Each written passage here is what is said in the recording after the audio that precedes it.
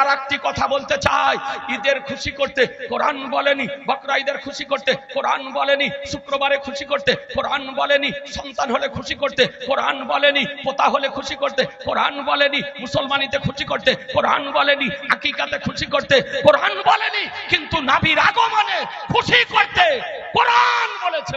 নারায়ে তাকবীর, নারায়ে তাকবীর, নারায়ে রিসালাত। মুফতি জুবাইর হোসেন সাহেব। আজিজানে মোহতারাম, কোরআন বলেছে নবীর আগমনে খুশি করতে। এ বেরাদারান ইসলাম, ও কোন জায়গাতে আছে আপনাদেরকে বলি, এ মুল্লার চোখে পড়ে না, মুন্সির চোখে পড়ে না, চার পাতা পড়ার চোখে পড়ে না, দেখতে পাই না, তাদের দৃষ্টিগোচর হয় না। এ বেরাদারান ইসলাম, কোরআন বলতেছে 11 পারা সূরা ইউনূস আয়াত নম্বর 58, রব্বুল আলামিন বলেন, কুল বিফাদলিল্লাহি ওয়া বিরহমাতিহি ফাবিযালিকা ফালিয়াফরাহু। সুবহানাল্লাহ, সুবহানাল্লাহ। বেরাদারান ইসলাম, রব্বুল আলামিন বলেন, হাবিব তুমি বলে দাও, তুমি বলে দাও, আল্লাহর যে ফজল, আল্লাহর যে করুণা, আল্লাহর যে রহমত তোমরা প্রাপ্ত হয়েছো, এর কারণে কি করো? তোমরা খুশি প্রকাশ করো। কি করো? জোরে বলেন, কি করো? খুশি প্রকাশ করো। এ বেরাদার, আল্লাহ বললেন, হাবিব তুমি বলে দাও, তুমি বলে দাও, আল্লাহর ফজল, আল্লাহর অনুগ্রহ, আল্লাহর করুণা, আল্লাহর দয়া, আল্লাহর রহমত তোমরা যে প্রাপ্ত হয়েছো, এর কারণে খুশি প্রকাশ করো। মুফাসসিরিনে কেরাম বলেন, মুহাদ্দিসিনে কেরাম বলেন যে আমার রাসূলুল্লাহ হলেন আল্লাহর অনুগ্রহ, নবী হলেন আল্লাহর করুণা, নবী হলেন আল্লাহর দয়া, নবী হলেন আল্লাহর রহমত, নবী হলেন আল্লাহর ফজল। এ বেরাদারান ইসলাম, শ্রেষ্ঠ নিয়ামত হলেন আমার রাসূলুল্লাহ। এ বেরাদার, তাহলে কোরআন শরীফ থেকে বোঝা গেল নবীর আগমনের খুশি করতে কসম খোদার কোরআন বলেছে। সুবহানাল্লাহ। কোরআন বলে, মা তাকুমুর রাসূল ফাখুযুহু ওয়া মান ইয়া রাসূলুল্লাহ জিন্দাবাদ। মুসলমান, কোরআন বলে, মা তাকুমুর রাসূল ফাখুযুহু ওয়া মান হাকুমানু ফান্তাহু। রাসূল যা প্রদান করেন তা গ্রহণ করে নাও, আর তিনি যা বারণ করেন তা থেকে বিরত। আজিজানে মোহতারাম, মুসলমান তো মুসলমান, ভালো করে শোনেন বেরাদার, যদি বিধর্মী কাফের যদি নবীর আগমনের খুশি প্রকাশ করে, তারও কিছু উপকার পায়, তারও উপকার পায়। বলবেন যে মুফতি সাহেব এরকম হাদিস শরীফে আছে? হ্যাঁ, আপনাকে হাদিস শরীফ একটা শোনাবো।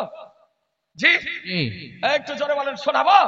এ বেরাদারান ইসলাম, এরা বুখারী পড়ে, বুখারী পড়তে জানে না, বুখারী বুখারী করে, কিন্তু বুখারী পড়তে জানে না, বুখারীর জ্ঞান রাখে না।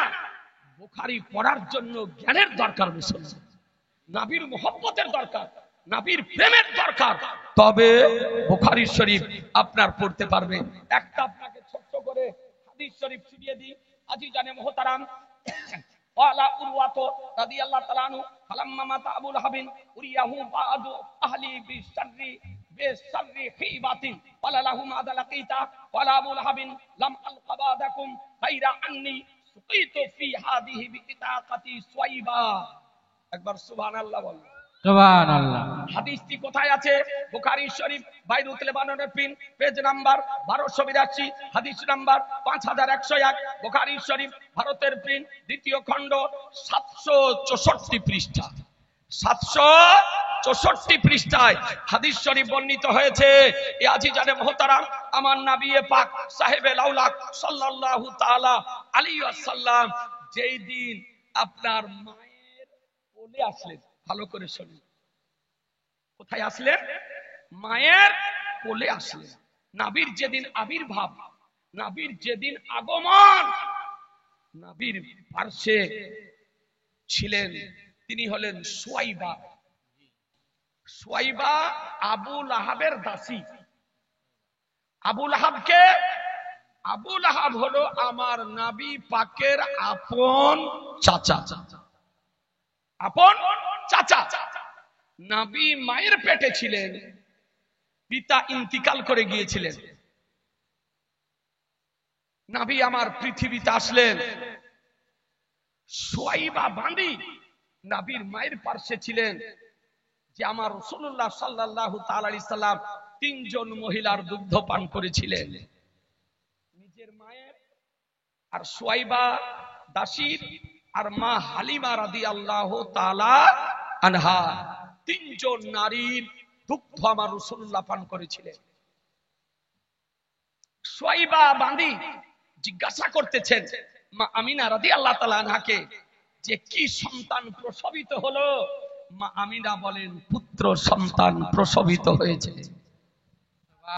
যে নবী মায়ের কোলে জান্নাতি পোশাক পরিহিত অবস্থায় এসেছিলেন, সুবহানাল্লাহ। যে নবী মায়ের উদর থেকে সর্বপ্রথম সাজদা করেছিলেন, যে নবী মুসলমানি হওয়া অবস্থাতে জন্মগ্রহণ করেছিলেন, যে নবী নাড়ি কাটা অবস্থায় মায়ের কোলে এসেছিলেন, সুবহানাল্লাহ।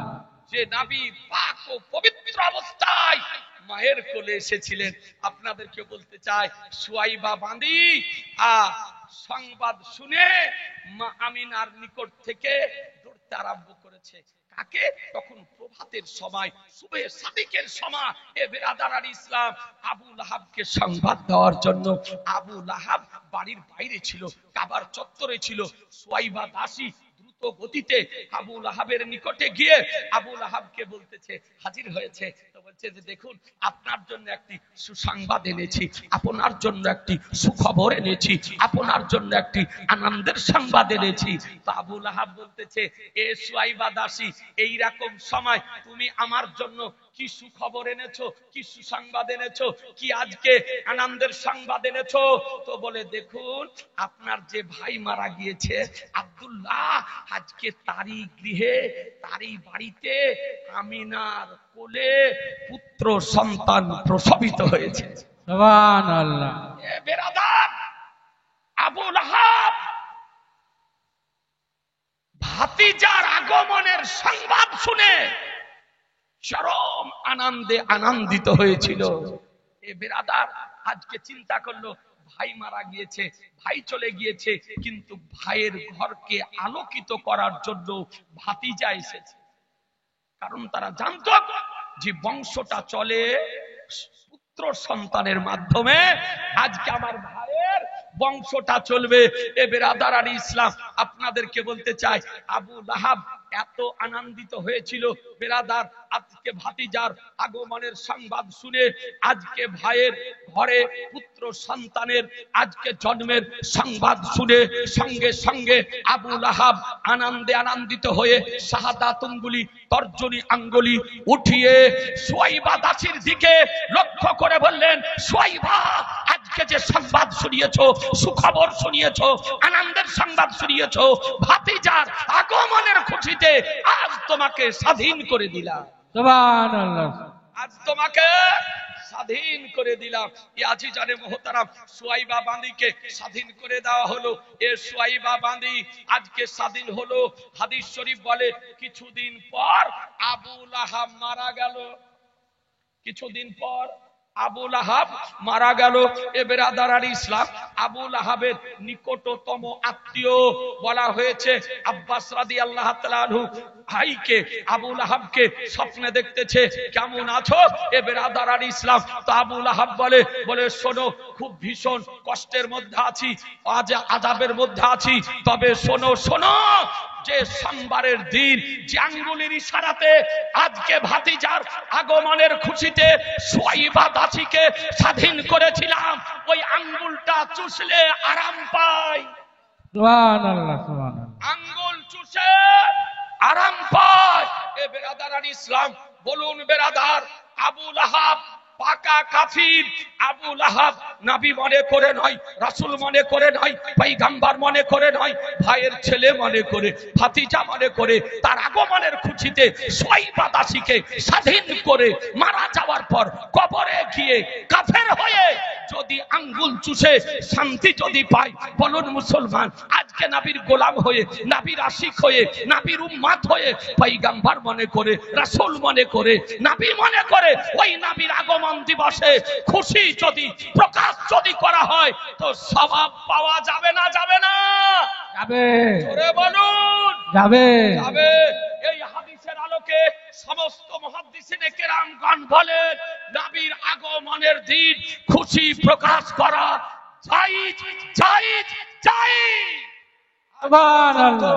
কোন ভ্রান্ত মতবাদ পোষণকারীগণ কোরআন হাদিস ইজমা কিয়াসের আলোকে নবীর আগমন দিনে খুশি প্রকাশ করাকে নাজায়েজ প্রমাণ করতে পারেনি।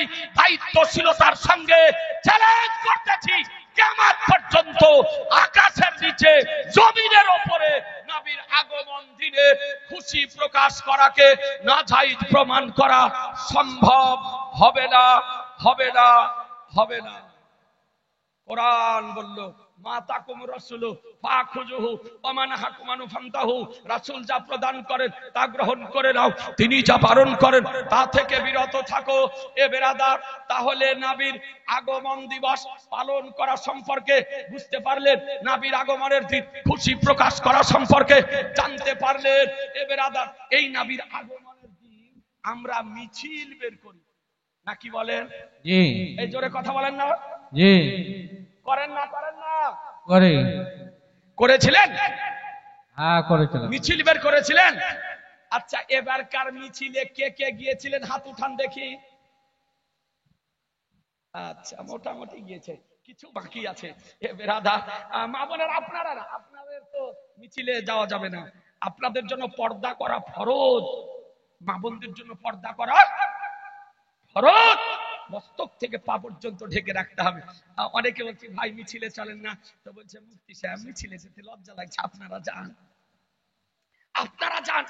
দুঃখের বিষয় যে নবীর আগমনের খুশিতে জুলুস মিছিলে হাঁটতে লজ্জা লাগছে, আর তারপরে যত ভ্রান্ত মতবাদ পোষণকারীগণ ইহুদিদের দালালি করার জন্য ময়দানে নেমেছে, ওরা বলছে নবীর আগমনে দিন জুলুস মিছিল বের করা হারাম। ওর গোডাউনে হারামে লোড,